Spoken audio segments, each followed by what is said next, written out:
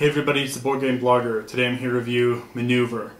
Now this is a tactical game, and I was never really interested in tactical games. I always kind of wanted to play the bigger strategic, full campaign type games. This is just an individual Napoleonic style battle. And I probably wouldn't have even tried this game, but James Castelli from Castelli Reviews bought the game for me. And so if you don't like this review, you can go blame him. But in all seriousness, his reviews are excellent, much better production values than mine. And I think he's one of the best reviewers out there, if not the best. Definitely best in production values. I highly recommend checking out his reviews if you want to see what he's doing. But it's a GMT game, and it's sort of Napoleonic warfare.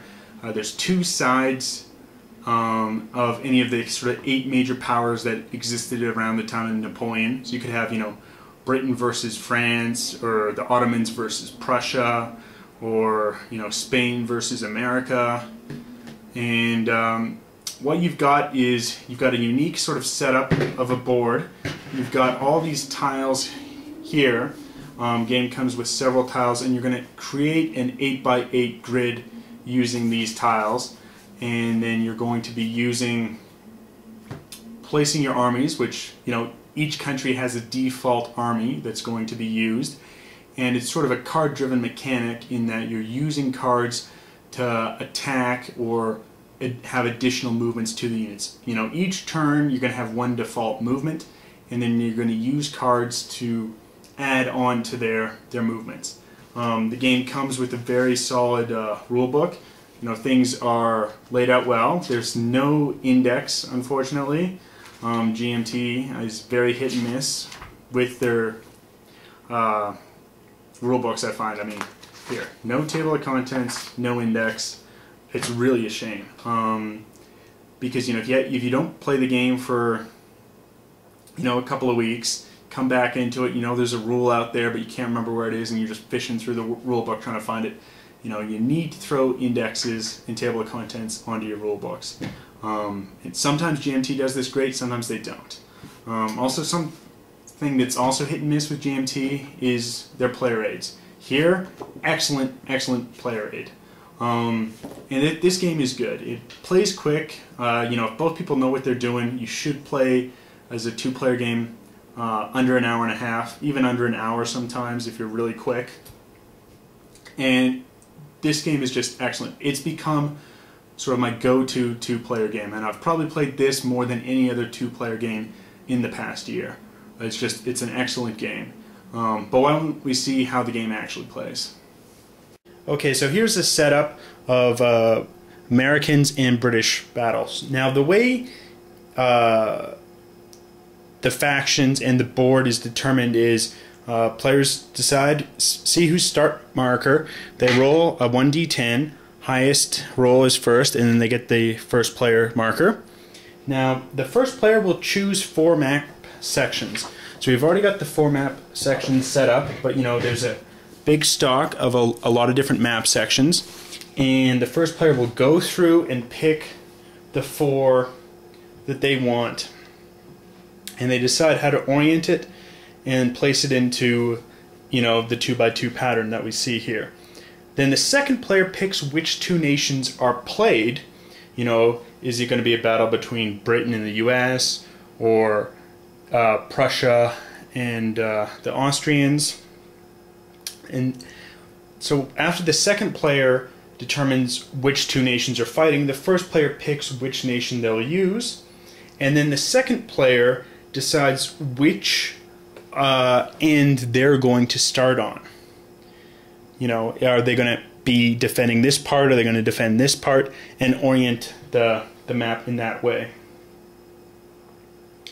Then each player shuffles their deck. They're going to draw their hand size of 5 cards, and they're going to know their hand size prior to placing their pieces on the board.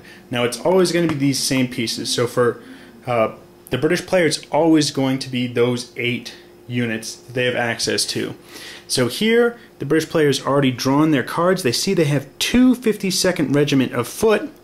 So they decided to put a 52nd Regiment of Foot up on the front line. Easier to attack, easier to engage the enemy. And the American player also does likewise. So now it will be the first player's turn. So we have the British player. They review their cards. So we've got a couple of supply cards. These are handy for moving additional spaces or for restoring a reduced unit, a unit that's taken a hit. A unit can take one hit and they'll then get flipped over if, say, the 52nd Foot took a hit. Their value is reduced, and there's this line here showing that they're reduced. They take another hit, they will be eliminated from the game. Now, the game can end in one of two ways. Firstly, if you kill 5 or more enemy units. So if you can destroy 5 enemy units, you win. That's kind of rare in the game, and usually what occurs is a nightfall victory. And a nightfall victory occurs once both players have cycled through their decks. Then you'll score 1 victory point for each enemy map board square occupied, plus each adjacent. So let's say this Dragoons is all the way up there, and let's say the game ended right like that with the units there. The 9th Dragoons is projecting into there, and so they score 1 victory point. The Americans aren't projecting anywhere, so they would not score any victory points, and the British player would win. So we then go to the phases of the game. So first phase always is to discard cards from your hand. So if you don't want any particular card. So here the British player examines their hand. You know, they got a couple of 52nd regiments and a Dutch Belgian. And 2 supplies. They're going to discard a supply and draw a card back up to their 5. This is a withdrawal card. This is quite good because it lets the defending unit withdraw from combat after the attack's been declared and not actually have to engage. They now will move a unit. You can move only 1 unit unless you play a supply to move another time. You can move cavalry. So we've got a couple of cavalry on our flank here. So the cavalry can move 2 spaces or just 1 if they want, and infantry can move simply 1 space. You can only move orthogonally, so you cannot move diagonally into here as 1 space. The cavalry could still get there by going 1-2, for instance. There's also certain places where cavalry must stop. So if they enter into a field or into a marsh, there's not any here on this scenario that we're playing, then they would have to stop their movement. Hills here provide a defensive bonus, so the British player is just going to move their cavalry up 2. Even though they don't have a card to activate that cavalry unit's attack, it can still defend there, and it's securing a good defensive position. Now it's the American player will go. They will move up 1 here. Now it's back to the British player. They're thinking, you know, the British player has more powerful units. They don't think they're going to use the withdrawal. They'll discard that. Also, this is cycling through the deck quicker to reach a nightfall victory. And here they've drawn the first foot guards. They're, however, back in the rear. They don't think they might use them right now. Might be a good idea to simply discard that next turn. They're going to move up here the 52nd foot. The American player's turn now. He will decide to discard no cards, move up with the volunteers. It's back to the British player. He's discarding the first foot guards, draws. It's the King's Dragoons. And now it's the American player. he will move up with the 22nd Regiment, and he will decide to attack with the Volunteer Cavalry. So the attack value is 2d6. So what needs to occur here is he's going to attack. As we see, the Volunteer Cavalry is adjacent to the 9th Dragoons. Now they have a natural defense of 7, and there's also the hill. So they're currently at 9 defense. So the Americans have announced that they're assaulting. Now the defender can play a withdraw card or a unit card that would be adding to defense. So if for instance, this was not the 9th Dragoons, but the King's Dragoons, we see defense 6. You could play that. It would add 6 onto your defensive value. But the British player has no unit cards and does not have a withdrawal. So it's just going to have to use the natural defense of 9, which is pretty high with only a 2d6 attacking for Volunteer Cavalry. At this point, the American player could play another Volunteer Cavalry card or some other cards that affect that, but he doesn't have that in his hand at this point. We're now going to roll the dice, and we've got simply 7, which is not going to be enough. So here, the attack value was less than the defense total, and then the Volunteer Cavalry will take a hit. So it was kind of a foolhardy assault, you know, charging the defended hills. Not particularly the brightest move, but it was done nonetheless. So now the American player is down to 4 cards. However, they will not draw cards back up until the beginning of their turn. However, they do have a supply card which can restore a reduced unit. And restoration attempts are made after combat. So they will play that supply to supply the unit back up to full health. It's now ends their turn. It will be the British player. And the British player is deciding to move their 52nd foot.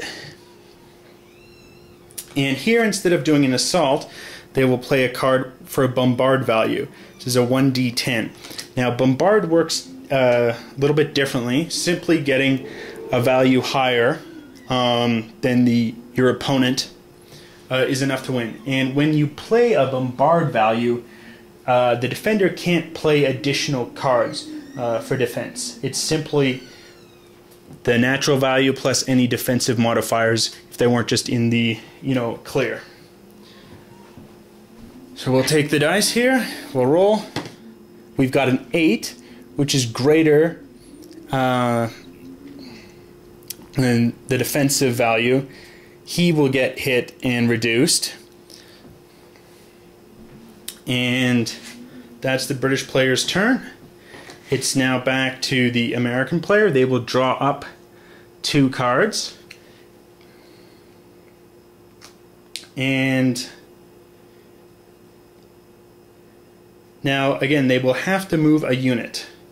So they're going to move this 22nd guy back 1, and then we'll also play the 22nd, which is to restore. That will restore the unit. It's now the British player's turn. He will draw a card. Now, the British player wants to venture in, take on the Americans. Even though most of his troops are still back, he thinks, he wants to, take the battle to the Americans. So he will move up the 52nd foot again and will assault with the attack value of a 1d10. He's going to assault the volunteers, the cavalry, because they have a lower defensive value. So he announces he's doing an assault.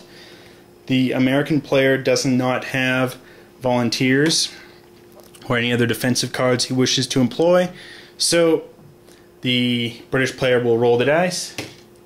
it's a 6, which is greater than the defense total. So now the American player, because it's only greater than, and it's not double in an assault, American player can either take a hit or he can choose to retreat. So he's going to choose to retreat, and now, because the assault was successful, the British player has to take the ground that the American player had just occupied. It's now the American player's turn. He will draw a new card, and he will now move in, and he will attack again with the 22nd Regiment. So this is an attack of 2d6, and the British player does not have any defense. Now what's going to be unique in this attack is that the American player has this leader card, Alexander Macomb, and his command value is 3, which means he can bring in additional units. So now it's not just the 22nd Regiment going in, it's also the volunteers. So they have that default value going in. So you're currently at 11 plus 2d6 that they're going to roll in a non-defensive terrain. So the British player had no defensive cards. So we roll here. We now have 5 plus the 11 makes it 16. So we've now doubled the British player of 6 value. So now when you more than double, then the attacker chooses if the defending player takes a hit or retreats. So the British player will insist that the American player insists that the British player takes a hit. And that's just sort of how the game generally plays. There's other unique cards that will affect play, but the main key of the game is to get your units to the defensive players, get the right kind of cards in your hand. I've just been kind of playing very simplified, you know, to store up, to play a bunch of cards down, to bring in, you know, have a leader to set up so you're got multiple units adjacent so you can bring in multiple units when you're doing an assault. It's a very fun game. There's a lot of depth to it, a lot of strategy. The game's going to play different, you know, every time, because you're going to have a different battlefield. You're going to have, you know, potentially different units, and obviously you're going to be drawing cards in different order. And how you move, where you set up, when you actually choose to do that assault, or are you holding cards to play as defensive value? Because remember, if the attacker can't overcome the defensive value, it's not going to be good. It's very rare when that happens because you have the attack value added on to the dice. But you know, if someone's defending, you know, in, you know, a nice defensive location with hills, or you know, they've built a redoubt, these redoubts can be put on through certain cards to even increase their defensive value, or they play cards for the defense and you can kind of surprise someone. But you know, you roll the dice and you add it to the attack value when you're doing an assault. If it's a bombardment or a volley, it's just simply one roll of the dice, and are you out measuring him? And that's just sort of how it plays. It's a great little game that I'd highly recommend. Till next time.